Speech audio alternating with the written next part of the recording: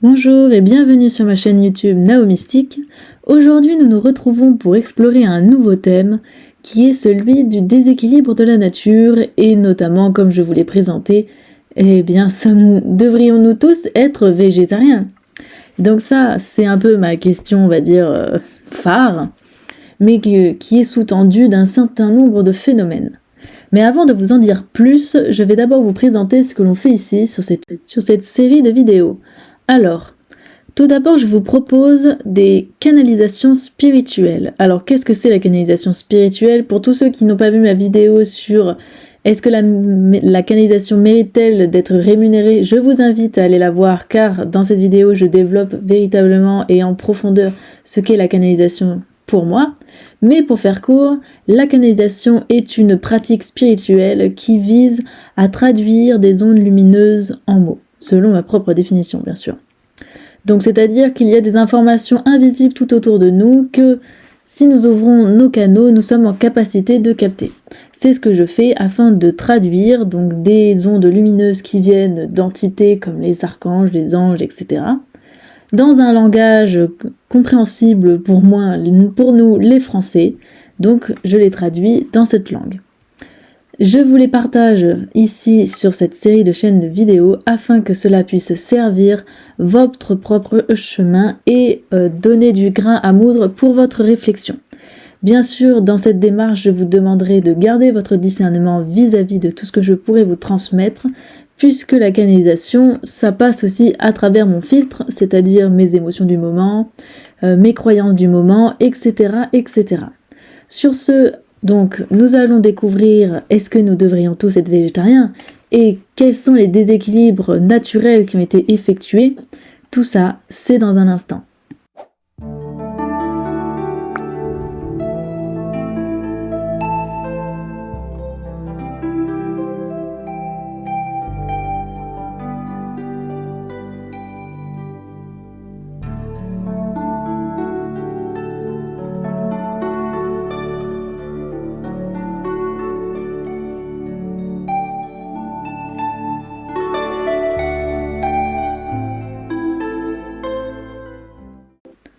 Bonjour à tous ceux qui sont restés jusqu'ici pour découvrir le message.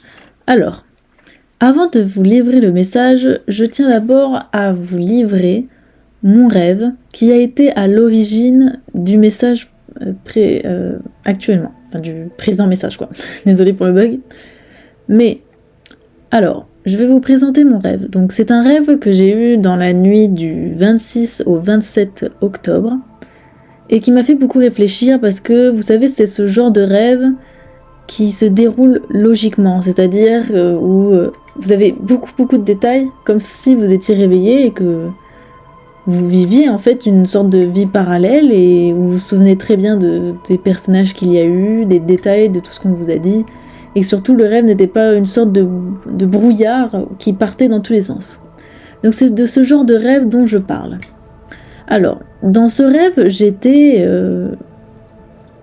au bord d'un chemin et je marchais avec Irène Grosjean et un acteur que j'ai vu dans une série du coup la veille.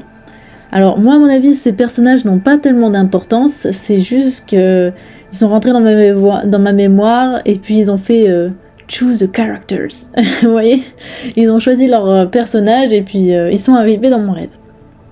Donc il y a ces deux personnages qui me parlent avec cette aura très bienveillante et ils m'expliquent « Écoute Naomystique, il faut que tu comprennes que le monde a été déséquilibré et la nature a été empoisonnée. » Donc en fait, dans ce rêve, je me souviens que il m'expliquait que certaines espèces que l'on a sur Terre ne devraient pas être là à l'origine. J'ai compris que la Terre, et l'endroit dans lequel nous vivons plus spécifiquement, c'est un paradis. De base, c'est un paradis qui avait déjà son propre équilibre. Et il explique qu'en fait, des animaux, les insectes qui sont nuisibles, comme les mouches, etc., les moustiques, etc., ce sont en fait des parasites qui ont été amenés ici à cause d'extraterrestres qui sont venus ici et qui, en rentrant en contact avec notre environnement, ont amené des parasites, des bestioles en tout genre, qui, au contact de notre environnement, ont développé certains comportements et se sont adaptés à l'environnement. Il m'explique, mais Gaïa, elle, ne refuse personne et aime tout le monde. Dans le sens où il m'expliquait que bien que ces nouvelles espèces ne devaient pas être là, maintenant qu'elles y étaient, il fallait les accepter, il fallait les intégrer au système. Et en fait, les avoir intégrés au système, ça engendrait un certain nombre de déséquilibres dans le comportement des espèces qui étaient là à l'origine. Ce qui fait que ce que nous observons comme étant naturel ne l'est même pas en réalité. Je vais rentrer dans le détail un peu plus tard. Dans la suite de mon rêve, ensuite, il me présente 2 animaux en particulier, et c'était un chien que je vais vous montrer là à l'écran, donc ce type de chien là. Alors au départ je savais pas ce que c'était, mais apparemment c'est des chiens pitbull, et il me montre une pieuvre noire avec des bords rouges. Alors j'ai essayé de chercher l'espèce, je n'ai pas trouvé sur internet, mais c'était une sorte de pieuvre noire, toute noire, avec des sortes de... dont le bord des tentacules avait des sortes de traits rouges. Enfin bref, j'ai pas trouvé ça sur internet, mais il m'explique, ils me disent, voici un exemple d'espèces qui ont été amenées sur Terre. Mais maintenant qu'elles sont là, il faut vivre avec elles, et ils expliquent que ces espèces peuvent nous aider à déraciner le mal. Et là, je vois une scène où le chien et la pieuvre vont attaquer un arbre noir qui, en fait, est enraciné dans le sol et qui pompe l'énergie vitale de la terre. Et je vois la pieuvre, le chien et du coup les 2 autres personnages, Irène Grosjean et l'acteur, qui sont en train de se battre pour déraciner l'arbre. Et donc moi je viens les aider à déraciner cet arbre. Et je me souviens que ce qui était important dans le fait de déraciner cet arbre, c'était d'enlever les racines. Donc on creuse dans le sol pour enlever toutes les racines. Et en fait, ce que j'ai compris, c'est que cet arbre, ce n'est pas un arbre à proprement dit, ce sont les espèces, donc les extraterrestres, qui sont venus en fait sur Terre et profiter en fait et pomper nos ressources. C'était une personnification. Et voilà, cet arbre était totalement noir et avait une peau un peu luisante, grise. Vous voyez, non, vous voyez pas, mais voilà à peu près ce qui s'est passé dans mon rêve.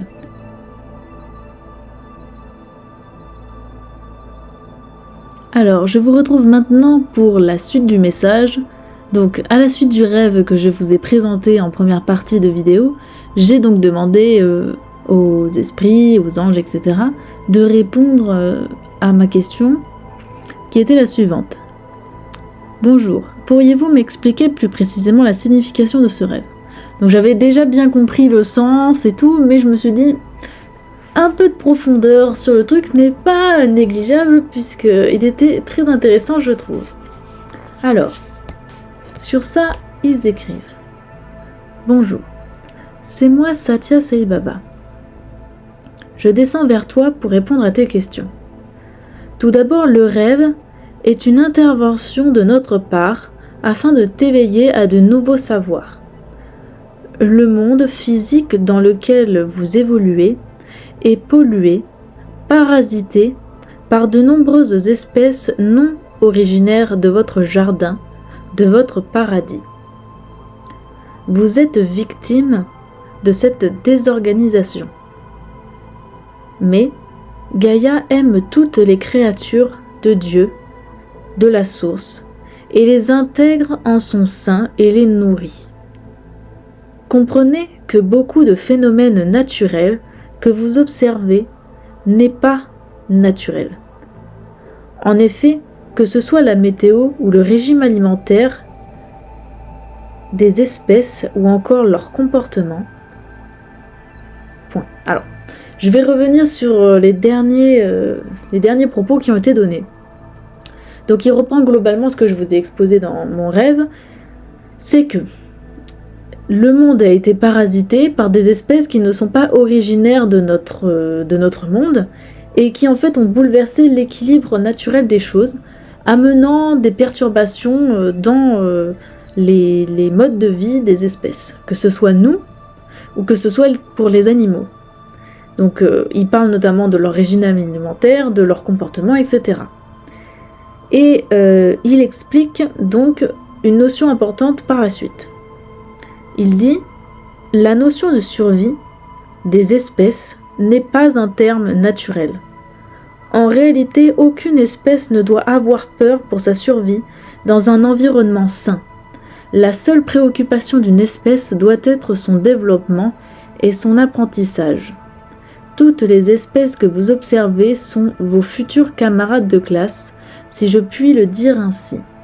Par conséquent, se manger les uns les autres n'est pas naturel.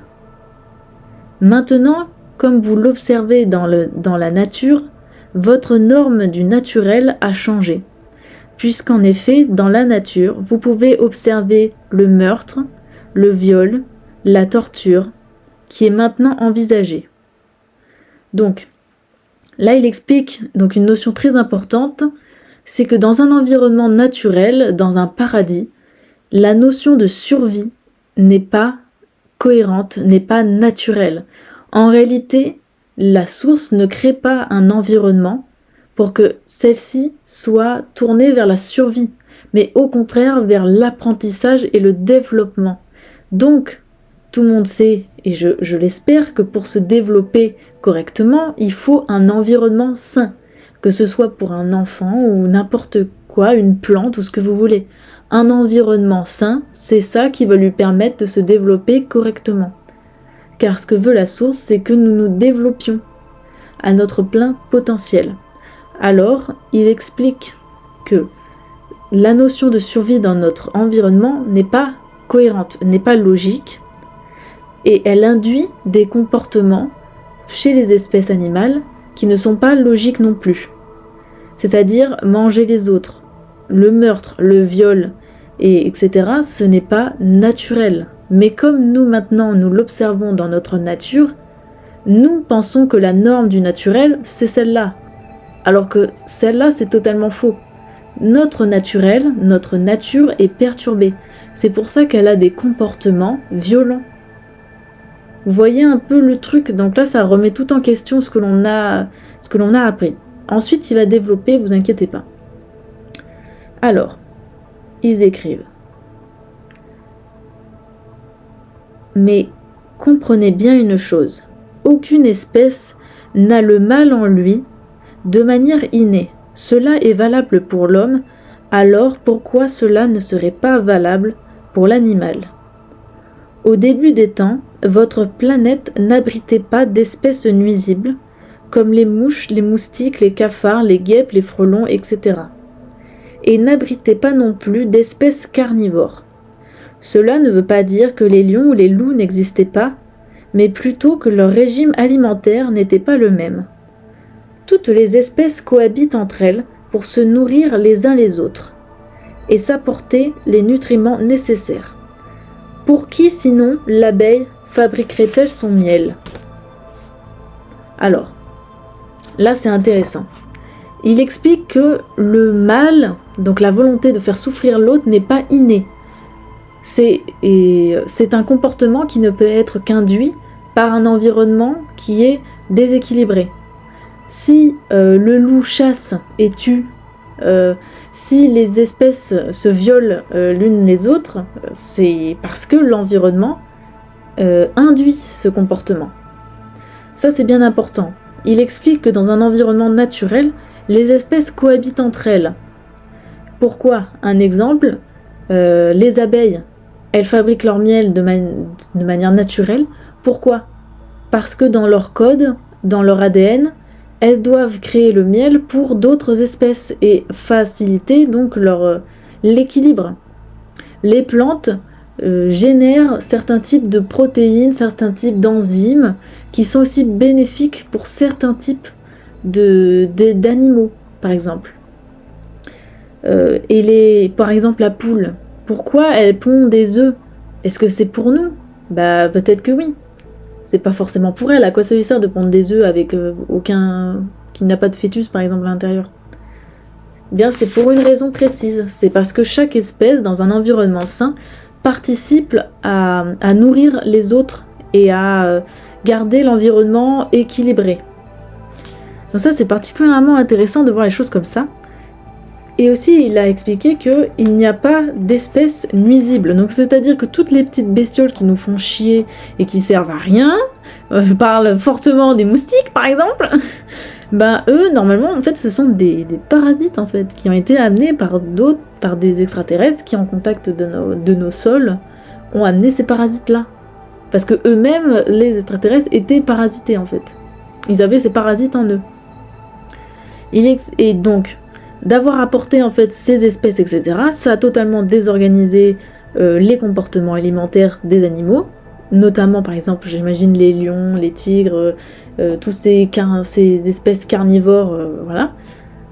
Bah, ça les a complètement changés et ça les a amenés à se diversifier, on va dire, au niveau alimentaire, et du coup se bouffer les uns les autres. Mais ça, c'est pas normal. Les lions, les loups et tout ça, ça existait, mais leur régime alimentaire était différent. Alors, ensuite, ils expliquent.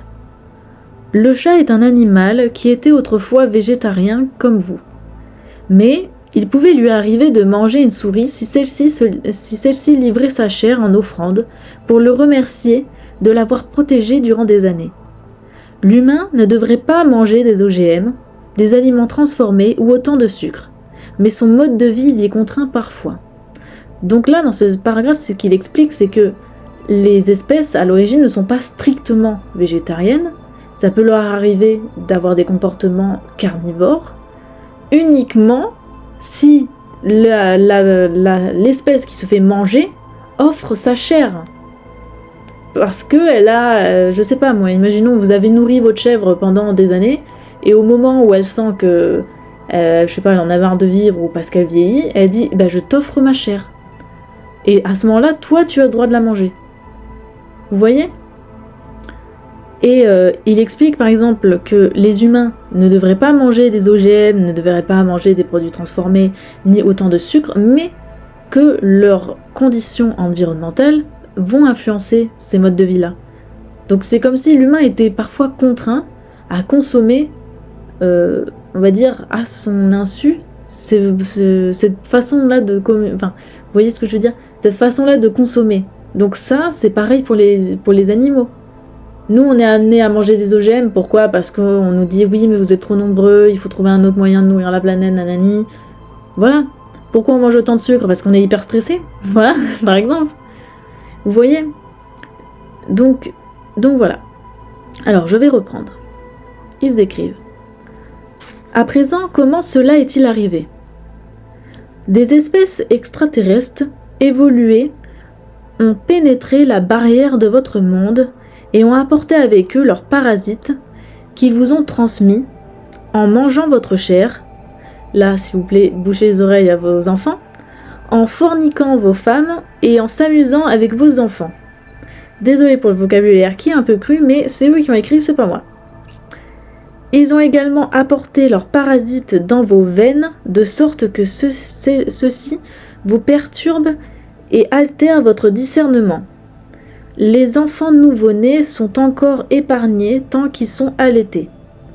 Aujourd'hui, ces êtres s'emparent de vos palais, de vos histoires, de vos mémoires, de vos envies et de vos rêves pour en faire un business. Mais comme dans tout dans l'univers, c'est l'équilibre qui reprend son pouvoir et la vérité doit être montrée à celui qui veut voir. Alors ouvrez grand les yeux, car tout vous sera montré. Vous êtes les victimes, et la nature aussi, d'un macabre malentendu entre les humains et ces êtres d'ailleurs. Mais vous reprenez votre pouvoir. Purifiez votre organisme et retrouvez votre lucidité. Prenez soin de vous, Satya Sai Baba. Alors, qu'est-ce qu'il explique dans ce dernier paragraphe ? Il explique que le déséquilibre de notre nature est arrivé car des êtres ont bouleversé cet équilibre en apportant du coup leurs parasites, en rentrant en contact avec nous de quelque manière que ce soit, si je puis dire.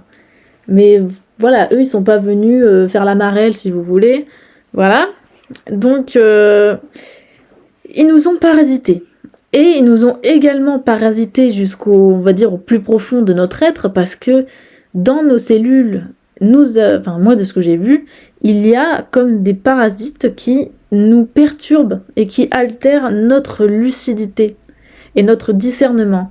C'est-à-dire que nous ne sommes même plus véritablement maîtres de nos émotions, de notre façon de penser, parce que au fond de nous, dans nos veines, on a des technologies, des bestioles, des trucs qui font que tout est même déséquilibré dans notre nature profonde, c'est-à-dire dans notre corps, notre nature profonde, dans notre intestin, dans nos organes.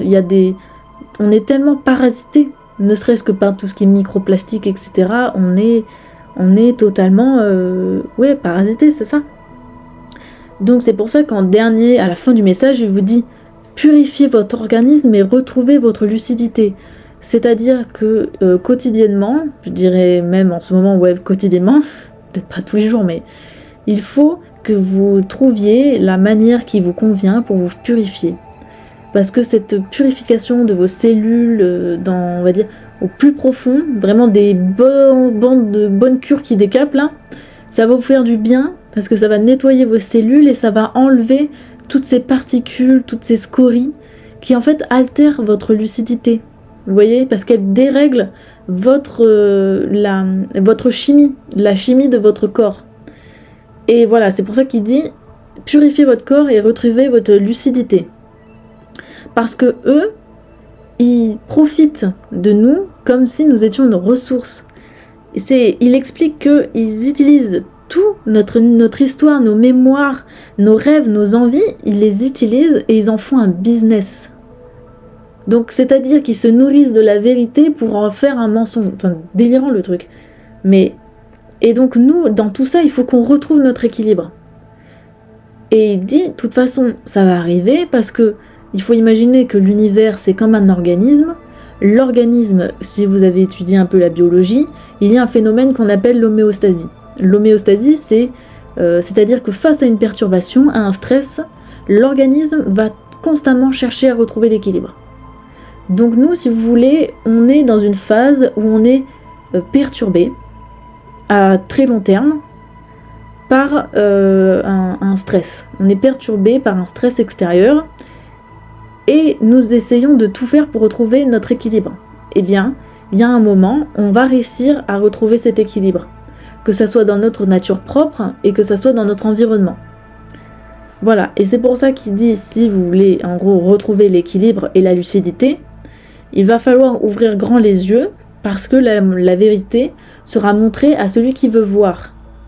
Donc c'est-à-dire que vous avez sous vos yeux tout un pan de vérité qui vous permettra de briser l'illusion et de retrouver votre droiture dans la vie, et votre justesse et votre discernement. Et ça, c'est, je vais dire, l'essentiel. Parce qu'en effet, on est les victimes, et la nature aussi, notre environnement aussi, de ce qu'ils disent être un macabre malentendu. Et donc moi j'avais vu que en gros, entre les humains et ces extraterrestres, il y avait eu comme des accords secrets. Et en fait, on a été les bonnes poires en fait dans ce truc. On s'est dit ah ouais, ça va être super, on va faire des accords avec eux, ça va être trop bien. Mais on s'est fait avoir. Voilà, concrètement. Et ben ça a créé un macabre malentendu, et dans lesquels nous sommes les victimes. Donc, j'espère que ce message va pouvoir aussi vous permettre de déculpabiliser du fait que vous n'êtes pas parfait à 100%, que vous, voilà. Si vous craquez sur un truc, sur du sucre, que le monde est imparfait, que ça va mal dans votre vie, que vous criez, que vous gueulez, mais je vais vous dire, on est dans un environnement qui est instable. Évidemment que c'est dur de retrouver son équilibre dans un truc pareil. D'accord ? Donc, vous déculpabilisez-vous. Vous êtes aussi une victime dans cette histoire. Mais le plus important, et comme c'est souvent dit dans les enseignements spirituels, l'important, c'est de retrouver sa souveraineté. Et ça passe déjà par être capable de se contrôler et de nettoyer son propre corps pour retrouver sa lucidité. Ça passe déjà par là. Nettoyer son esprit, nettoyer son corps. Comme une fameuse phrase qui, je suis sûre, vous la connaissez bien, un esprit sain dans un corps sain. Voilà. Tout commence par là. Donc voilà, j'espère que ce message vous aura plu. Il a été un peu corsé, je vous l'admets, avec des mots parfois un peu crus, je m'en excuse également. Mais en tout cas, j'espère que ce message pourra vous apporter un peu de grain à moudre pour votre réflexion. Sur ce, moi je vous dis à une prochaine, et je vous dis prenez soin de vous et trouvez une bonne cure aussi. Voilà. Donc à très bientôt et prenez soin de vous. À bientôt.